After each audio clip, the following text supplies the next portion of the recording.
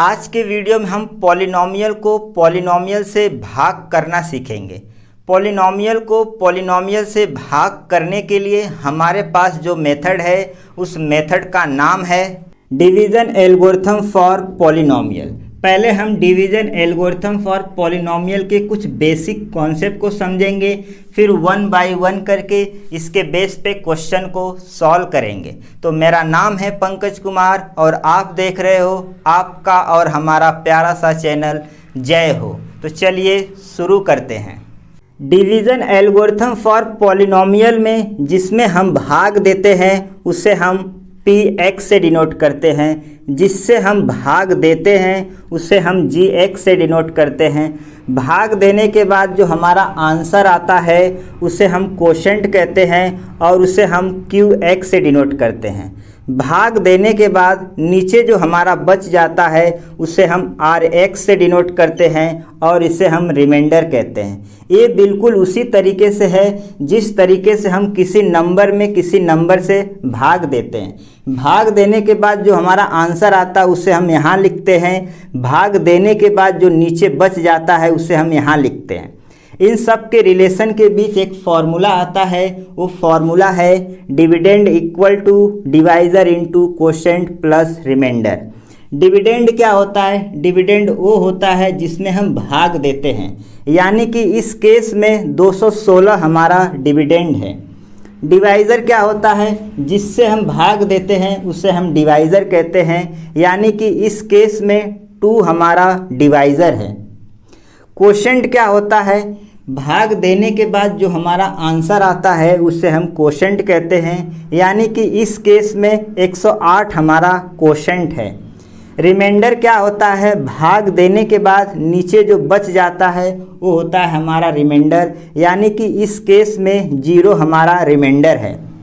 उसी प्रकार अगर हम डिवीज़न एल्गोरिथम फॉर पॉलिनॉमियल की बात करें तो px हमारा डिविडेंड है इक्वल टू gx हमारा डिवाइज़र है इनटू qx हमारा कोशेंट है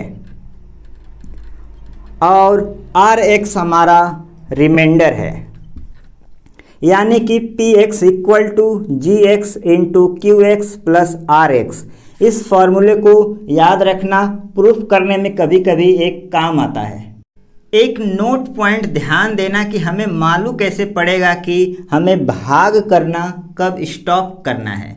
हमें मालूम कैसे पड़ेगा कि हमारा जो डिवीज़न है वो कंप्लीट हो गया। तो उसके लिए कुछ नोट पॉइंट है, उसे दिमाग में रखना। नोट,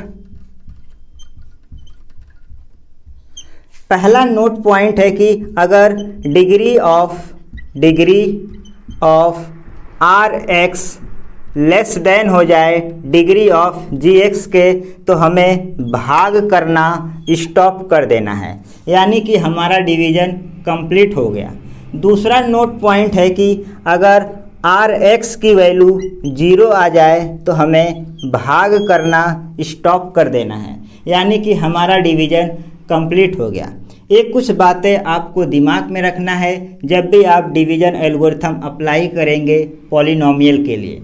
तो कुछ एग्जाम्पल लेते हैं और समझते हैं कि किस तरीके से डिवीज़न एल्गोरिथम अप्लाई करके उसका आंसर फाइंड आउट करेंगे। एक्सरसाइज 2.3 का क्वेश्चन नंबर 1 का पहला क्वेश्चन हमारे पास कुछ इस तरीके का दिया हुआ है। हमें px को gx से डिवाइड करके कोशेंट और रिमाइंडर फाइंड आउट करना है। तो हमें मालूम है कि जब भी किसी भी पॉलिनॉमियल को किसी पॉलिनॉमियल से डिवाइड करते हैं तो डिवीज़न एल्गोरिथम का यूज़ करना होता है।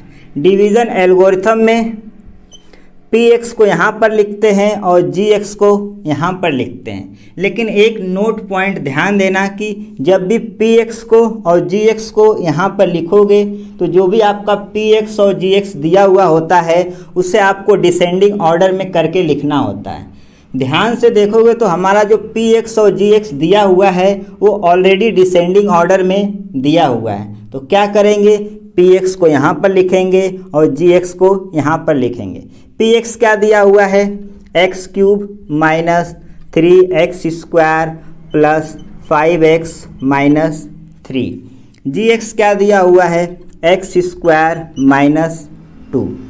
सबसे आसान तरीके से हम भाग करना सीखेंगे, तो वीडियो को शुरू से लेकर अंत तक देखना, वीडियो का कोई भी पार्ट मिस मत करना अगर आप इस कॉन्सेप्ट को अच्छे से समझना चाहते हो। तो क्या करेंगे, हमारा जो px दिया हुआ है और हमारा जो gx दिया हुआ है, px का पहला टर्म और gx का पहला टर्म।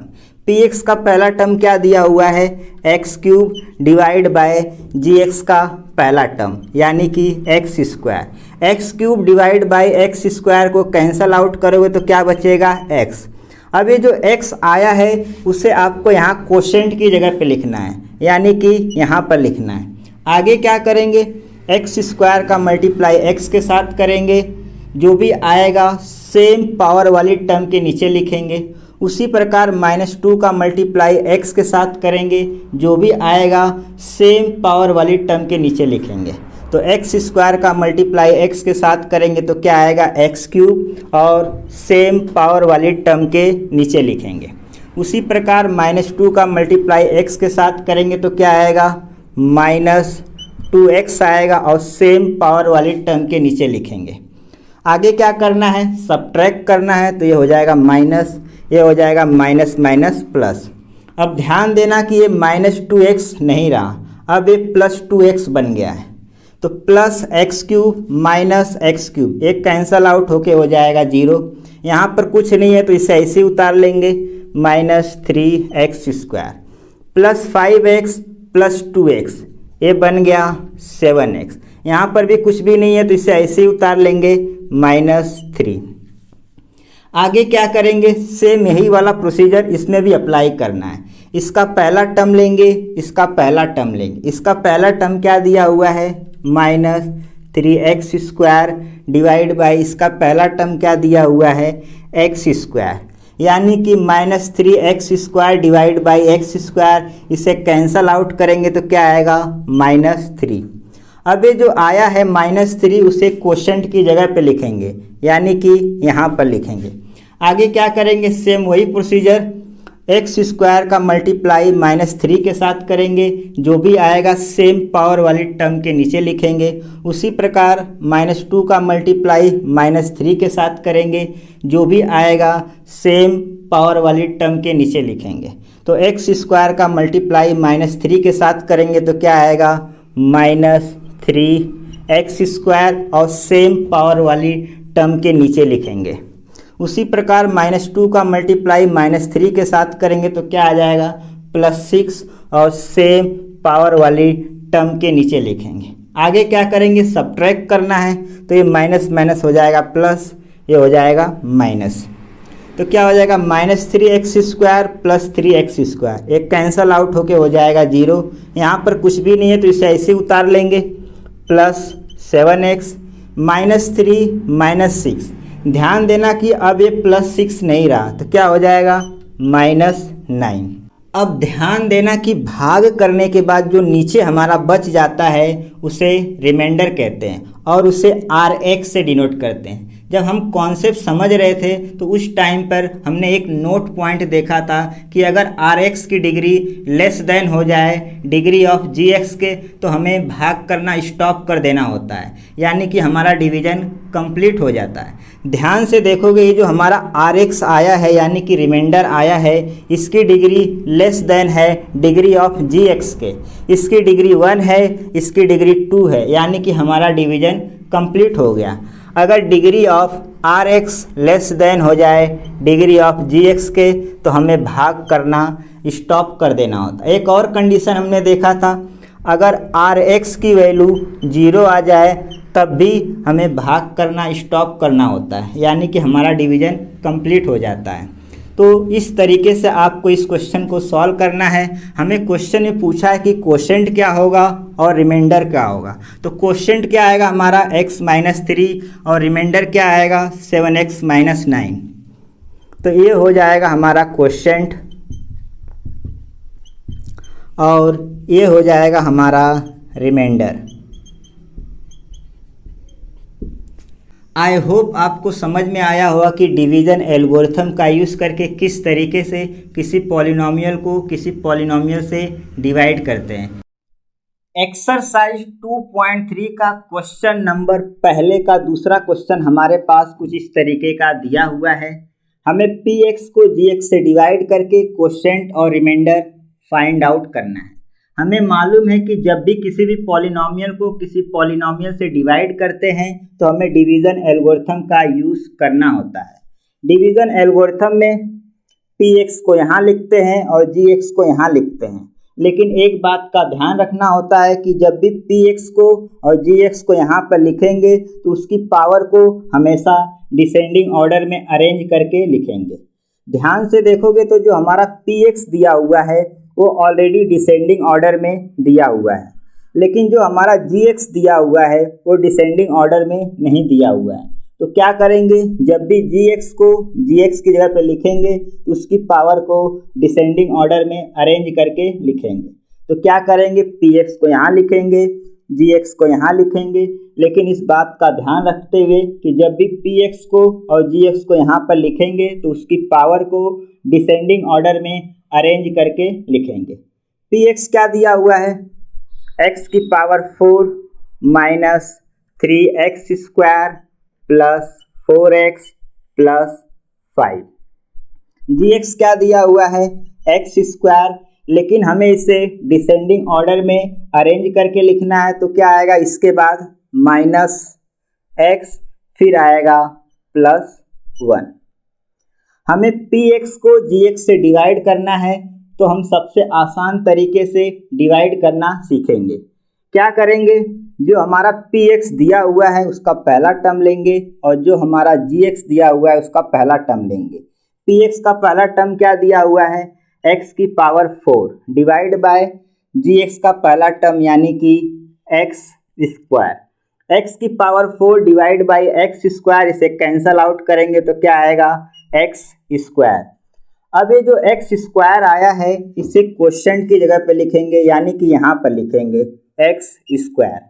आगे क्या करेंगे, इस पूरे gx का गुणा x स्क्वायर के साथ करेंगे, जो भी आएगा सेम पावर वाली टर्म के नीचे लिखेंगे। तो चलिए देखते हैं किस तरीके से लिखेंगे। x स्क्वायर का गुणा x स्क्वायर के साथ करेंगे तो क्या आएगा, x की पावर 4 और सेम पावर वाली टर्म के नीचे लिखेंगे। आगे माइनस x का गुणा x स्क्वायर के साथ करेंगे, क्या आएगा, माइनस x क्यूब आएगा। अब ध्यान से देखोगे तो ऊपर वाले में कहीं भी x क्यूब वाली टर्म नहीं दिया हुआ है, इसलिए मैंने यहाँ पर थोड़ा सा स्पेस छोड़ा था। आगे क्या करेंगे, प्लस 1 का गुणा x स्क्वायर के साथ करेंगे, क्या आएगा, प्लस x स्क्वायर। आगे क्या करेंगे, सब्ट्रैक्ट करेंगे, ये हो जाएगा माइनस, ये हो जाएगा माइनस माइनस प्लस, ये हो जाएगा माइनस। x की पावर 4 माइनस x की पावर 4 एक कैंसल आउट होके हो जाएगा 0।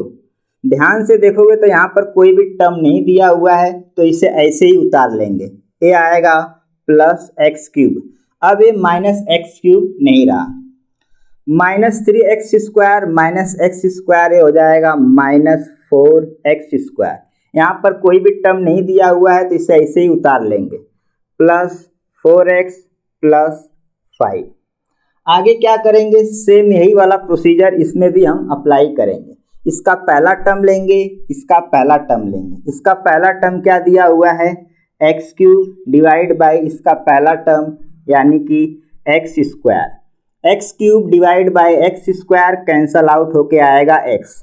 अब ये जो एक्स आया है इसे क्वेश्चन की जगह पे लिखेंगे तो ये आएगा प्लस एक्स। अब आगे क्या करेंगे, इस पूरे gx का गुणा x के साथ करेंगे, जो भी आएगा सेम पावर वाली टर्म के नीचे लिखेंगे। तो चलिए देखते हैं क्या आएगा, x स्क्वायर का गुणा x के साथ करेंगे तो क्या आएगा, x क्यूब। आगे माइनस x का गुणा x के साथ करेंगे तो क्या आएगा, माइनस x स्क्वायर। उसी प्रकार प्लस 1 का गुणा x के साथ करेंगे तो क्या आएगा, प्लस x। आगे क्या करेंगे, सब्ट्रैक्ट करेंगे, माइनस माइनस माइनस हो जाएगा प्लस, ये हो जाएगा minus, plus x cube minus x cube cancel out होके हो जाएगा 0। Minus 4x square plus x square ये आएगा minus 3x square, plus 4x minus x क्या आ जाएगा, प्लस 3x। यहाँ पर कुछ भी नहीं दिया हुआ है तो इसे ऐसे ही उतार लेंगे, प्लस 5। आगे क्या करेंगे, सेम यही वाला प्रोसीजर इसमें भी अप्लाई करेंगे। इसका पहला टर्म लेंगे और इसका पहला टर्म लेंगे। इसका पहला टर्म क्या दिया हुआ है, -3x² डिवाइड बाई इसका पहला टर्म यानी कि x²। x² कैंसल आउट होके आएगा -3। अब ये जो -3 आया है इसे क्वेश्चन की जगह पे लिखेंगे यानी कि यहाँ पर लिखेंगे। आगे क्या करेंगे, इस पूरे gx का गुणा -3 के साथ करेंगे, जो भी आएगा सेम पावर वाली टर्म के नीचे लिखेंगे। तो चलिए देखते हैं क्या आता है। x² का गुणा -3 के साथ करेंगे तो आएगा -3x² और सेम पावर वाली टर्म के नीचे लिखेंगे। -x का गुणा -3 के साथ करेंगे तो यह आ जाएगा +3x। उसी प्रकार +1 का गुणा -3 के साथ करेंगे तो ये आ जाएगा -3। आगे क्या करेंगे, सब्ट्रैक्ट करेंगे तो ये माइनस माइनस हो जाएगा प्लस, ये हो जाएगा माइनस, ये हो जाएगा plus. -3x² plus 3x² cancel out होके आ जाएगा 0, +3x -3x कैंसल आउट होके आ जाएगा 0, +5 + 3 ये आ जाएगा +8। अब ध्यान से देखोगे तो ये जो +8 आया है ये हमारा रिमाइंडर है और हम रिमाइंडर को डिवीज़न एल्गोरिथम में RX से डिनोट करते हैं।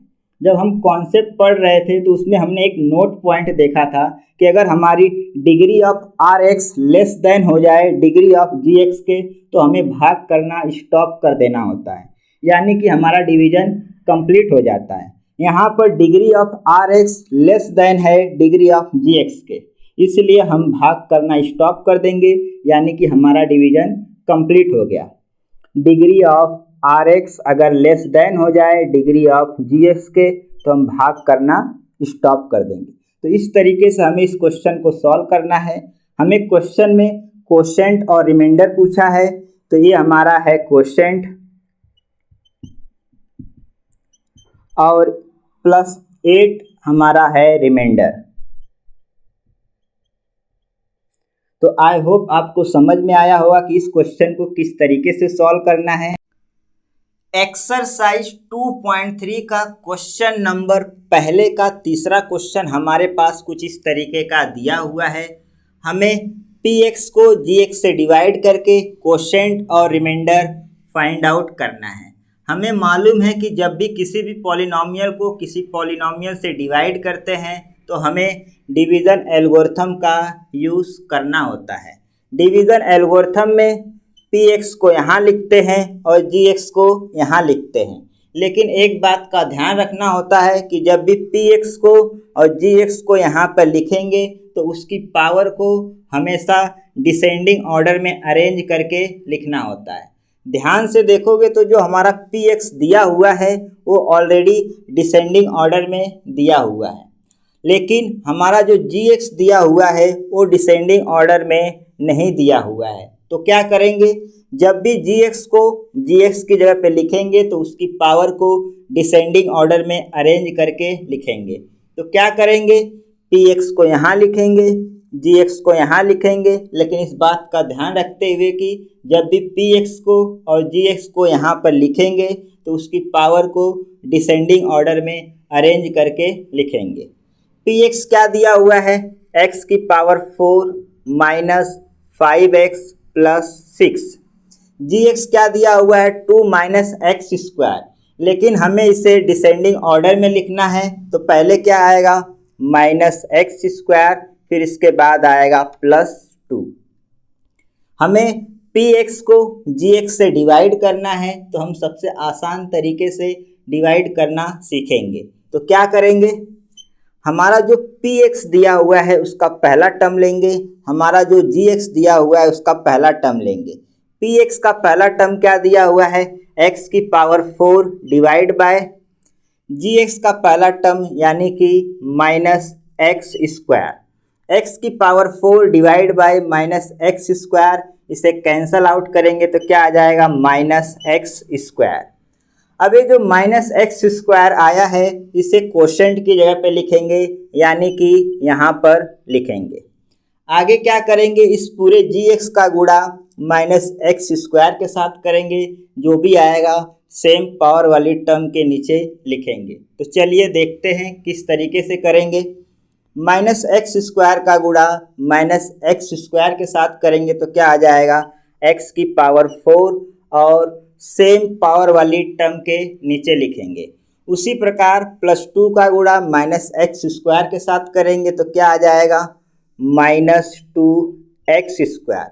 लेकिन ध्यान देना कि यहाँ पर ऊपर कहीं भी एक्स स्क्वायर वाला टर्म नहीं दिया हुआ है, यही वजह है कि मैंने यहाँ पर थोड़ा सा स्पेस छोड़ा था। आगे क्या करेंगे, सब्ट्रैक्ट करेंगे तो ये हो जाएगा माइनस, ये हो जाएगा माइनस माइनस प्लस। तो x की पावर 4 माइनस एक्स की पावर 4 कैंसल आउट होके आ जाएगी 0। यहाँ पर कुछ भी नहीं है तो इसे ऐसे ही उतार लेंगे। लेकिन ध्यान देना कि अब ये माइनस 2x स्क्वायर नहीं रहा, अब ये प्लस 2x स्क्वायर बन गया है, तो इसे ऐसे ही उतार लेंगे प्लस 2x स्क्वायर। यहाँ पर भी कुछ भी नहीं है तो इसे ऐसे ही उतार लेंगे माइनस 5x प्लस 6। अब आगे क्या करेंगे, आगे सेम यही वाला प्रोसीजर फॉलो करेंगे। इसमें भी इसका पहला टर्म लेंगे, इसका पहला टर्म लेंगे। इसका पहला टर्म क्या दिया हुआ है, 2x स्क्वायर डिवाइड बाय इसका पहला टर्म माइनस एक्स स्क्वायर। इसे कैंसल आउट करेंगे तो क्या आ जाएगा, -2 आ जाएगा। अब ये जो -2 आया है इसे कोशेंट की जगह पे लिखेंगे, यानी कि यहाँ पर लिखेंगे। आगे क्या करेंगे, इस पूरे gx का गुणा -2 के साथ करेंगे, जो भी आएगा सेम पावर वाली टर्म के नीचे लिखेंगे। तो चलिए देखते हैं किस तरीके से करेंगे। माइनस एक्स स्क्वायर का गुणा -2 के साथ करेंगे तो क्या आ जाएगा, 2x स्क्वायर और सेम पावर वाली टर्म के नीचे लिखेंगे।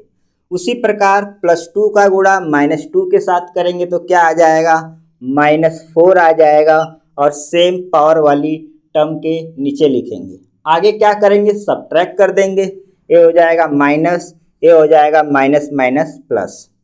तो क्या आ जाएगा, 2x square minus 2x square, ये कैंसल आउट होके आ जाएगा 0। यहाँ पर कुछ भी नहीं है तो इसे ऐसे ही उतार लेंगे, -5x प्लस 6 प्लस 4 आ जाएगा +10। अब ध्यान देना कि ये जो आया है ये हमारा रिमाइंडर है और हम रिमाइंडर को डिवीज़न एल्गोरिथम में RX से डिनोट करते हैं। हमने कॉन्सेप्ट पढ़ते समय एक नोट पॉइंट देखा था कि जब भी degree of RX less than हो जाए डिग्री ऑफ GX का तो हमें भाग करना स्टॉप कर देना होता है, यानी कि हमारा डिवीज़न कंप्लीट हो गया।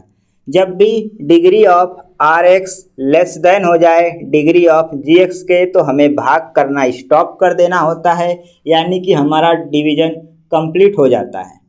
ध्यान से देखोगे तो degree of RX less than है डिग्री ऑफ GX के, यानी कि हमारा डिवीज़न कंप्लीट हो गया। तो आई होप आपको समझ में आया होगा कि इस तरीके के क्वेश्चन को किस तरीके से सॉल्व करना है। हमें क्वेश्चन में पूछा क्या है, कोशेंट और रिमाइंडर, यानी कि ये हमारा आ जाएगा कोशेंट और ये हमारा आ जाएगा रिमाइंडर। तो आई होप आपको समझ में आया होगा कि डिवीज़न एल्गोरिथम का यूज़ करके किस तरीके से किसी भी पॉलिनोमियल को किसी पॉलिनोमियल से डिवाइड करते हैं। आपको वीडियो कैसा लगा, वीडियो के कमेंट बॉक्स में कमेंट करके ज़रूर बताना। तब तक के लिए बाय बाय, मिलते हैं नेक्स्ट वीडियो में। जय हिंद।